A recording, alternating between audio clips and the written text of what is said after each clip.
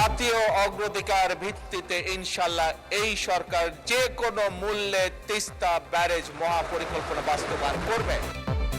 যে কোনো মূল্যে বাস্তবায়ন হবে তিস্তা মহাপরিকল্পনা। গ্যাস ফিল্ড ইস্যুতে আওয়ামী লীগের সমালোচনা প্রধানমন্ত্রীর।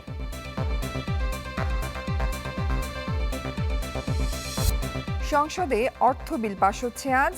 অর্থবছর জানুয়ারি টু ডিসেম্বর করার প্রস্তাব বিরোধী দলীয় নেতার। পাপেট ম্যান খ্যাত বরেণ্য চিত্রশিল্পী মুস্তফা মনোয়ার আর নেই, ভুগছিলেন মরণব্যাধি ক্যান্সারে।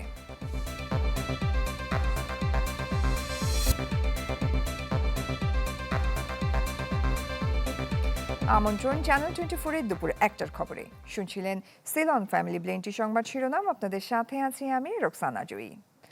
অগ্রাধিকার ভিত্তিতে যে কোনো মূল্যে বাস্তবায়ন করা হবে তিস্তা মহাপরিকল্পনা। জাতীয় সংসদে বাজেট আলোচনার অংশ নিয়ে এই কথা জানিয়েছেন প্রধানমন্ত্রী তারেক রহমান। এ সময় তিনি আরও বলেন, প্রস্তাবিত বাজেট জীবন বান্ধব। বাজেট উপস্থাপনের পর এখন পর্যন্ত বাড়েনি নিত্যপণ্যের দাম। সংসদ নেতা বলেন, অর্থনৈতিক সংকট, অর্থ পাচার ও দুর্নীতি সবকিছু সামনে রেখে বাজেট করতে হয়েছে। জ্বালানি খাতে সীমাহীন দুর্নীতির চিত্র তুলে ধরে প্রধানমন্ত্রী বলেন, ফ্যাসিস্ট সরকার ক্ষমতায় টিকে থাকতে বিদেশিদের গ্যাস ফিল্ড দিয়েছিল। দেশের অর্থনীতিকে ঋণ নির্ভরতা থেকে বের করে বিনিয়োগ ও উৎপাদনমুখী করার পরিকল্পনা তুলে ধরেন সরকার প্রধান। নিয়ে যাবার পর আমরা সেরকম কোন দৃশ্য দেখিনি। এর ভিত্তিতেই মাননীয় স্পিকার আমরা যে বাজেট উপস্থাপন করছি, এই বাজেটকে আমি একটি নামকরণ দিতে চাই, সেটি হচ্ছে জীবন বান্ধব বাজেট। জাতীয় অগ্রাধিকার ভিত্তিতে ইনশাল্লাহ এই সরকার যে কোনো মূল্যে তিস্তা ব্যারেজ মহাপরিকল্পনা বাস্তবায়ন করবে। বিদেশে পাচার হওয়া অর্থ কিভাবে দেশে আনা হবে তার কোনো প্রস্তাবনা নেই ঘোষিত বাজেটে। জাতীয় সংসদে এই মন্তব্য করেছেন বিরোধী দলীয় নেতা ডাক্তার শফিকুর রহমান। বাজেট আলোচনায় অংশ নিয়ে তিনি প্রস্তাব দেন অর্থবছর জানুয়ারি টু ডিসেম্বর করার। বলেন, সরকার সৎ হলে লক্ষ্যমাত্রার চেয়ে বেশি রাজস্ব আদায় সম্ভব। দাবি করেন, মৌলিক বিষয়ে পিছিয়ে থাকার কারণে অস্থিরতা পার্বত্য এলাকায়। 1 ঘন্টার বক্তব্যে তিনি আরও বলেন, আস্থার পরিবেশ তৈরি হলে ব্যবসায়ীরা আরও বেশি কর দেবেন। আহ্বান জানান অতি দ্রুত মগবাজারের আদ্দিন হাসপাতাল খুলে দেয়ার। সারা 10 মাসে বেয়ালাম যে দেরি করলেন কেন, এটা আরো আগে আনতে পারতেন। আহরণ করা সম্ভব। পাচার করা অর্থ কিভাবে ফিরিয়ে আনা হবে এই বাজেটে তার কোনো গাইডলাইন নাই। আস্থা যদি তাদের মধ্যে তৈরি হয় যে ট্যাক্স শুধু ওয়ান ওয়ে টানেল নয়, এটা 2 ওয়ে টানেল, আমি দিব আর বিপদে পড়লেও আমি পাবো, সেই রকম আস্থার পরিবেশ যদি সৃষ্টি করা যায়, সকল দেশের ব্যবসায়ীরা, উন্নত দেশের ব্যবসায়ীরা যেভাবে এই ট্যাক্স দিয়ে থাকেন, আমাদের ব্যবসায়ীরা সেটা দিবেন বলে আমি বিশ্বাস করি। আজ সংসদে পাশ হবে অর্থ বিল। শর্ত সাপেক্ষে 5 অর্থ বছরের জন্য 2.5% হারে ছাড় দেওয়া হতে পারে কর্পোরেট ট্যাক্স। এনবিআর জানায়, মূলত বিদেশি বিনিয়োগ আকর্ষণ, শিল্প উৎপাদন বৃদ্ধি, কর্মসংস্থান সৃষ্টি ও কর জিডিপি বাড়াতে ব্যবসার ক্ষেত্রে এই ছাড় দেয়া হতে পারে। বেসরকারি বিশ্ববিদ্যালয়ের কর হারে ছাড় দেওয়া হতে পারে 5%। মূল্যস্ফীতি বিবেচনায় নিয়ে 25,000 টাকা বাড়ানো হতে পারে ব্যক্তি শ্রেণীর করমুক্ত আয়সীমা।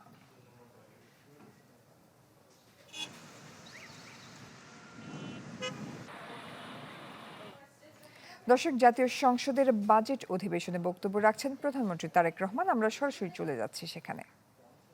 আমি মাননীয় স্পিকার, আপনার মাধ্যমে আমি মাননীয় অর্থমন্ত্রীর কাছে অনুরোধ জানাতে চাই যে এইটার উপরে যে 15% ভ্যাট আছে সেটিকে কমিয়ে 5% করা হোক, 5% করা হোক। তার ফলে যেটি হবে, আমরা বিশ্বাস করি যে যারা অন্যভাবে এইটি পেমেন্টটা করছেন তারা উৎসাহিত হবেন প্রপার ওয়েতে পেমেন্টটি করার জন্য। মাননীয় স্পিকার, ব্যবসা বান্ধব ভ্যাট ব্যবস্থা প্রণয়নের লক্ষ্যে ভ্যাট বিষয়ে আরো কয়েকটা প্রস্তাব বিবেচনা করার জন্য আমি মাননীয় অর্থমন্ত্রীকে অনুরোধ করছি। স্বর্ণ বা স্বর্ণ অলংকার বা প্লাটিনামের ক্ষেত্রে প্রতি ভরির উপরে 2,500 টাকা, ডায়মন্ডের ক্ষেত্রে প্রতি গ্রাম 2,500 টাকা, 2,500 টাকা, এবং রৌপ্য বা সিলভার জুয়েলারির ক্ষেত্রে প্রতি ভরি 100 টাকা কর ভ্যাটের হার পুনর্নির্ধারণের ব্যাপারে আমি অর্থমন্ত্রীর দৃষ্টি আকর্ষণ করছি। এটিকে আবার পুনর্নির্ধারণ কি করা যেতে পারে।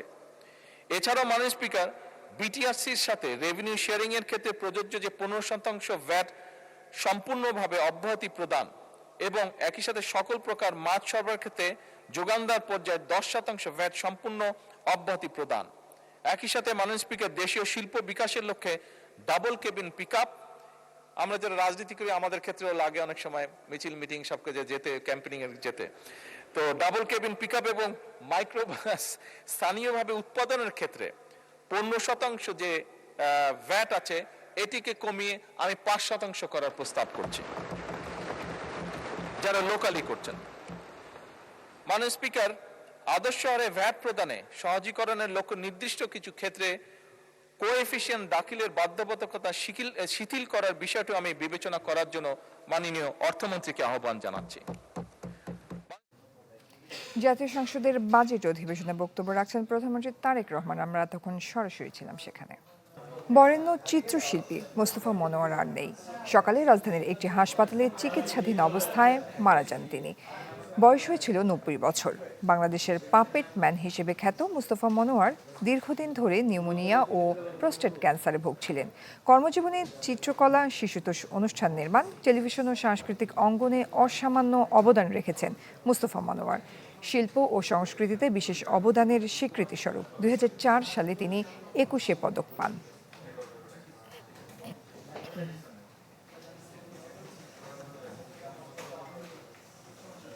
দর্শক, এই বিষয় নিয়ে আরও খবরাখবর জানাতে রাজধানীর ধানমন্ডি থেকে আমাদের সাথে যুক্ত হচ্ছেন সহকর্মী আশরাফুল আলম আকাশ।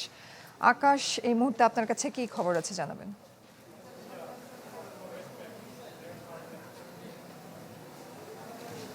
জয়ী, প্রথমে যদি আপনাকে বলে রাখি, 90 বছরের একটি বিশাল কর্মযোগ্য বর্ণাঢ্য এই জীবনে আসলে তিনি অনেক স্মৃতি রেখে গিয়েছেন মোস্তফা মনোয়ার, যাকে পাপেট ম্যান হিসাবে আসলে সবাই চিনত। শিশু থেকে বৃদ্ধ সব বয়সী মানুষের কাছে কিন্তু একইভাবে তিনি জনপ্রিয় ছিলেন। আজকে তার যে জীবন, সেই জীবনের অবসান ঘটল।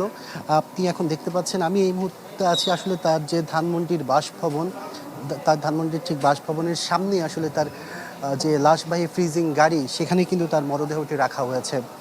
রাজধানীর একটি বেসরকারি হাসপাতালে তিনি আজ সকালে মারা যান। সেখান থেকে মূলত তাকে ধানমন্ডির তাকওয়া মসজিদে আনা হয়। সেখানে সবশেষ গোসলের কার্যক্রম শেষ করে মূলত এখানে ফ্রিজিং গাড়িটি রাখা হয়। এখানে তার দীর্ঘদিনের যারা সহযোদ্ধারা ছিলেন তারা আসছেন, তার পরিবারের যে আত্মীয় স্বজনরা আছেন তারা আসছেন। সব মিলে এখন পর্যন্ত পারিবারিকভাবে যে সিদ্ধান্তটি নেওয়া হয়েছে, আগামীকাল সকাল 9টায় বাংলাদেশ টেলিভিশন কার্যালয়ের সামনে তার প্রথম নামাজে জানাজা অনুষ্ঠিত হবে। সেখান থেকে 11টায় কেন্দ্রীয় শহীদ মিনারে মূলত সর্বস্তরের শ্রদ্ধার জন্য নিয়ে যাওয়া হবে। পরবর্তীতে ঢাকা বিশ্ববিদ্যালয়ের যে কেন্দ্রীয় মসজিদ, সেখানে কিন্তু বাদ জোহর তার দ্বিতীয় নামাজের জানাজা অনুষ্ঠিত হওয়ার কথা রয়েছে।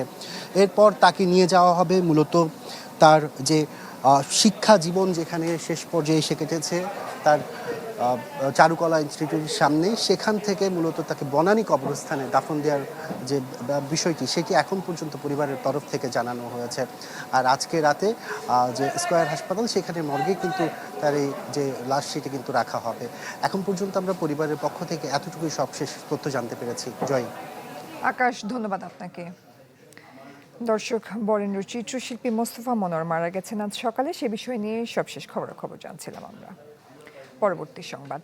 কুড়িগ্রামে দুধকুমার নদের পানি বেড়ে বাঁধ ভেঙে নিম্নাঞ্চল প্লাবিত হয়েছে। পানি উন্নয়ন বোর্ড জানিয়েছে, ভুরুঙ্গামারীর পাটেশ্বরী পয়েন্টে নদের পানি বিপদসীমার 16 সেন্টিমিটার উপর দিয়ে প্রবাহিত হচ্ছে। পার্বতী রক্ষা বাঁধ ভেঙে লোকালয়ে পানি প্রবেশ করছে, ফলে বন্যার শঙ্কায় স্থানীয়রা। একই সাথে ধরলা ব্রহ্মপুত্রের পানিও বাড়ছে। লালমনিরহাটের ডালিয়া পয়েন্টে ফের বাড়ছে তিস্তার পানি।